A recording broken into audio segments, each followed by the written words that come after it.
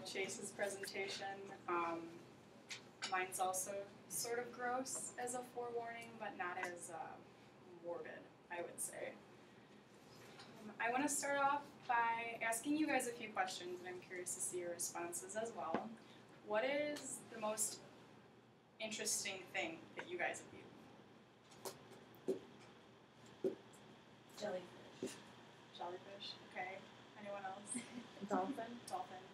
Ew! Angie? Chocolate-covered army ants. Chocolate-covered army ants. And that gets us into the gross kind of category. Anyone ever eaten anything that's really not considered a food? Oh. Yeah, yes responses. Olivia? A dog treat one time. Dog treat. It was at school though. Our teacher Same. gave it to us. So that brings us into what I'm going to talk about is eating contests, as you can tell. I know there have been some like typical hot dog eating contests or apple pie eating contests. We've seen people just stick in their face in pie and going at it and eating pie. So one eating contest I want to talk about that just recently happened. It's called, it was in Deer Beach, Florida, and it was at a reptile store, and it's called Ben Siegel Reptile Incorporated. There were 20 to 30 participants trying to win a $850 python snake. So they were all really going at eating what they were eating to win this python snake. And who I'm going to talk about is this man. Well, let me back up, I'm sorry. Prior to the contest, normally with anything you want to sign a waiver form. And all participants, they agreed to whatever they would be eating, that they were fully aware of the consequences and what might happen, as quoted in this article that I found. And the article said, all participants signed thorough waivers, accepting responsibility for their participation in this unique and unorthodox contest. So I'm sure you're all wondering, what did they eat? This is the man I'm going to be talking about. His name is Edward Barry Archbold. He's 32, and he was the one that won the contest. And what he ate... What did he eat? Come on! Drum roll! He ate 30 cockroaches, 100 millipedes, ready for the last bug, and 30 worms. Oh.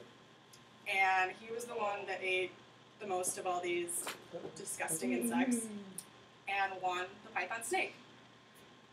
However, here's where the story turns kind of sad.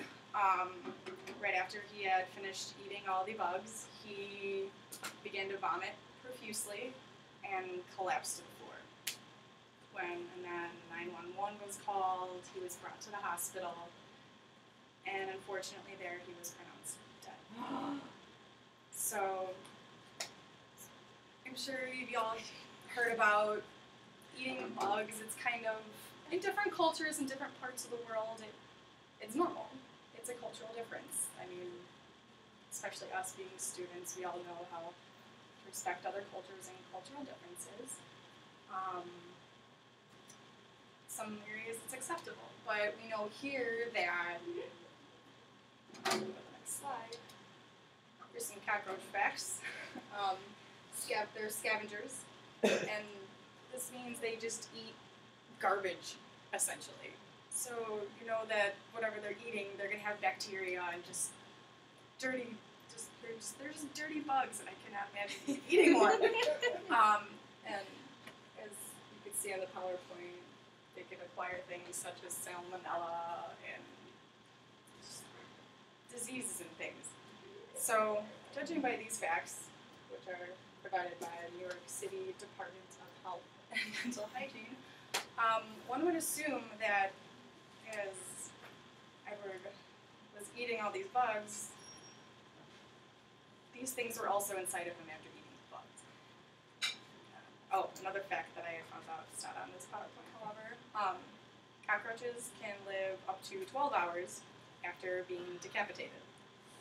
If you were they respond, their little legs move if you poke them, even if they don't have a head. And that's because the way their body is set up biologically. But so you know that these things, it's just really gross to imagine these bugs inside of them. But so one would assume that there was this cause of death. However, right now they have not completed an autopsy, and there is no official cause of death for Mr. Archbold.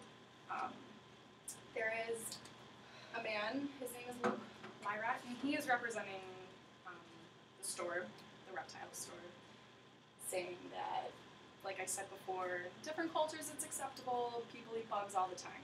So in their defense, it would have been perfectly fine. They were very shocked that this had happened. Also, that these bugs were raised in primarily for the animals at this reptile shop to eat.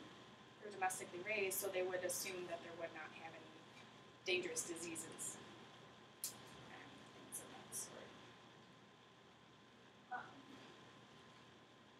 So the store owner, he, like I said, he was very shocked and said, "Well, I was very saddened by this. I mean, it was a shock. He was a very nice guy. We just met him that night, but everybody that works here was very fond of him. So it's really sad that such a nice guy to die after eating a bunch of cockroaches, although it's kind of a silly idea in the first place. So it's really a tragedy. Yeah.